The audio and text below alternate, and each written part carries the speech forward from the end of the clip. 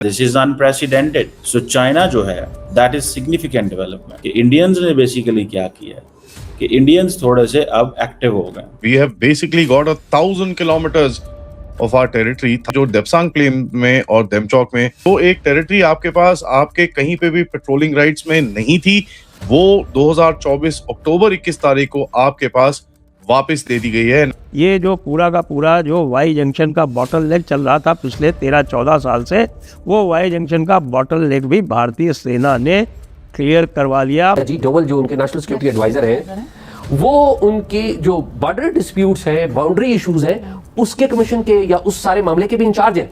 और वो कश्मीर को भी देखते हैं और कश्मीर के साथ ही ये तिब्बत का मामला भी जुड़ा हुआ है, उसको भी देखते हैं। चाइना को पता है इंडिया बड़ी मार्केट है और चाइना इस मार्केट को खोना नहीं चाहता, याद रखें।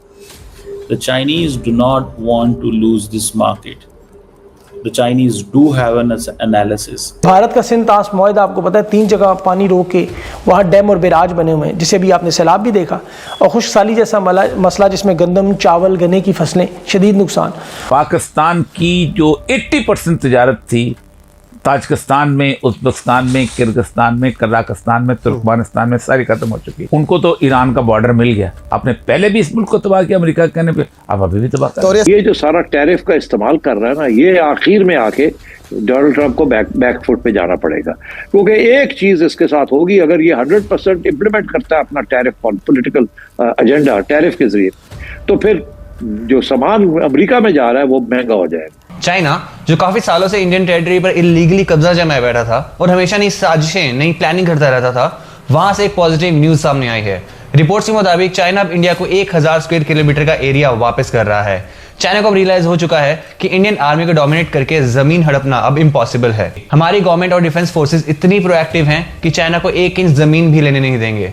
चाइना को समझ आ गया है कि इंडिया से क्लैश करके उनका ही इकोनॉमिक लॉस होगा। आज के टाइम में इंडिया एक ऐसी बूमिंग इकोनॉमी है और जायंट मार्केट है जिसे कोई इग्नोर नहीं कर सकता। ग्लोबल लेवल पर सारी बड़ी कंट्रीज इंडिया के साथ FTA यानी फ्री ट्रेड एग्रीमेंट साइन करना चाहती हैं। ऐसे में इंडिया से पंगा लेना चाइना के लिए काउंटर प्रोएक्टिव साबित हो रहा है।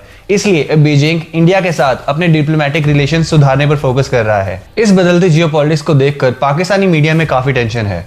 उन्हें डर है कि अगर चाइना का अनकंडीशनल सपोर्ट चला गया तो पाकिस्तान का बचा कुचा इकोनॉमिक फ्रेमवर्क भी कोलैप्स हो जाएगा। चाइना के पीछे हटने का मतलब है कि पाकिस्तान की cross border terrorism strategy fail हो जाएगी, क्योंकि किसी भी कॉन्फ्लिक्ट की सूरत में चाइना अब उनका साथ देने का रिस्क नहीं लेगा। चलिए देखते हैं इस सिचुएशन पर पाकिस्तानी मीडिया का क्या रिएक्शन है। मिलिट्री के ऊपर वो कहीं ना कहीं डी-एस्केलेशन चाह रहा है, पेपर के ऊपर वो कहीं ना कहीं एस्केलेशन चाह रहा है। इसका चक्कर क्या है ना, होता क्या है, उसके बाद क्या हुआ?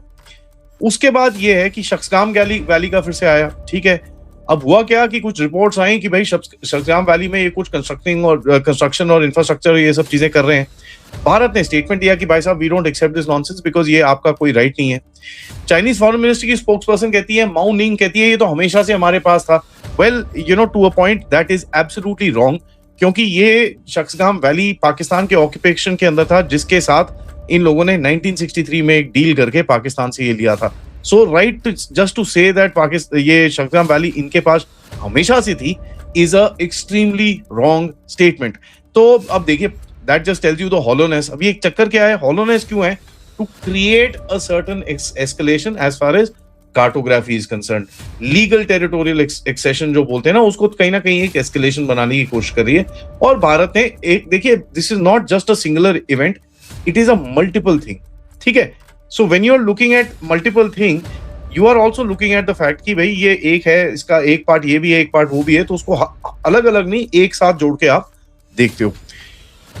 इसके साथ साथ पॉलिटिकल बैक चैनल हो गया। कल CCP की एक डेलीगेशन आई जो बीजेपी और RSS से मिली, ठीक है। उनके हेडक्वार्टर्स में गए, वहां पर अच्छे से चाय कॉफी हुई, मिले। ये क्या है? You know lot of people are looking out and saying यार ये हो क्या रहा है, what is happening here? This is basically each other. जो दो बड़ी बड़ी पॉलिटिकल पार्टीज हैं, BJP is one of the largest political parties in the world, so is the communist party of China. दोनों एक दूसरे को जरा थोड़ा सा they are trying to analyse each other कि कहां पर बैठते हैं दोनों। And you know it is very important for both of them to kind of understand this. जो चाइनीज हैं वो इंडिया के साथ हैं, और वो किस तरह इंडिया के साथ हैं, बिकॉज चाइनीज को पता है कि हमने अगर ये मौका, अभी चाइना के जो एम्बेसडर हैं इंडिया के अंदर, वो भी चाइना के हक में स्टेटमेंट्स दे रहे हैं इंडिया के हक में स्टेटमेंट्स दे रहे हैं, और वो इसलिए स्टेटमेंट्स दे रहे हैं because he understands and they are calling America a bully. वो अमेरिका को बुली कहते हैं, वो अमेरिका को बुली कहते हैं। वो कहते हैं ये बुली है, इट्स नॉट अ कंट्री, ये तो हमारे सारे जितने ममालिक हैं उन सबको बुलिंग करता है। ठीक है जी, that is something very very significant चीज़ है, इसको ऐसे अंडर एस्टिमेट नहीं किया जाना चाहिए।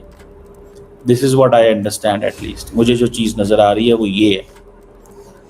अब चाइनीज़ जो मीडिया है उसने भी कार्टून्स बनाने शुरू कर दिए हैं, and those cartoons are really of importance. वो बड़े इम्पोर्टेंस के कार्टून है, बिकॉज उन कार्टून से पता ये चल रहा है कि इंडियंस को ये बताया जा रहा है कि dragon and elephant are shaking hands, dragon and elephant are shaking hands. अहम तरीन मुलाकात मैं ये कहूँगा वो उनकी अजीत डोवल से हुई है। और अजीत डोवल से किस मौजू के ऊपर मुलाकात हुई है? आप याद रखिए कि अजीत डोवल जो उनके नेशनल सिक्योरिटी एडवाइज़र हैं, वो उनके जो बॉर्डर डिस्प्यूट्स हैं, बाउंड्री इश्यूज़ हैं, उसके कमीशन के या उस सारे मामले के भी इंचार्ज हैं। और वो कश्मीर को भी देखते हैं, और कश्मीर के साथ ही ये तिब्बत का मामला भी जुड़ा हुआ है, उसको भी देखते हैं। तो ये बड़ी अनयूजुअल मुलाकात हुई। और आप ये भी देख लें कि इस खित्ते में इस वक्त किन दो मुल्कों की डिस्प्यूट है अमेरिका के साथ। अमेरिका चीन को अपना कंपटीटर समझता है इस खित्ते में, साउथ एशिया में, और दूसरा अमेरिका आजकल इंडिया बैशिंग बड़ा कर रहा है। तो दो बंदे तो नेचुरल एलाय बन गए आपके, यानी कि चीन और हिंदुस्तान तो नेचुरल एलाय बन गए। हम ये कह सकते हैं कि आज का भारत 1962 वाला भारत नहीं है। आज हमारी जियोपॉलिटिकल पोजीशनिंग इतनी स्ट्रांग हो चुकी है कि चाइना जैसे सुपर पावर को भी एक कदम पीछे रखना पड़ता है। ये सिर्फ जमीन की बात नहीं है, ये हमारी डिप्लोमेटिक विक्ट्री है। चाइना को ये रियलाइज हो चुका है कि इंडिया के साथ बिजनेस एज यूजुअल तभी चल सकता है जब बॉर्डर पे पीस होगा। उनका मैन्युफैक्चरिंग सेक्टर इंडिया के बिना ग्रो नहीं कर सकता, और ये हमारी सबसे बड़ी लेवरेज है। जब तक हमारी आर्मी और लीडरशिप ऐसे ही सिंक्रोनाइजेशन में काम करेगी, तब तक कोई दुश्मन हमारी तरफ आंख उठाकर नहीं देख सकता। रही बात पाकिस्तान की, तो वो उनके लिए एक बहुत बड़ा वेकअप कॉल है। चाइना हमेशा अपना इंटरेस्ट को प्रायोरिटी देता है, और आज उनके लिए इंडिया के साथ दोस्ती में ज्यादा फायदा दिख रहा है। अगर पाकिस्तान ने अपनी टेरर फंडिंग और नेगेटिव अप्रोच नहीं बदली तो वो ग्लोबल मैप पर बिल्कुल आइसोलेटेड हो जाएंगे। बिना चाइना के सपोर्ट के पाकिस्तान की इकोनॉमी और मिलिट्री स्टैंड ऑफ दोनों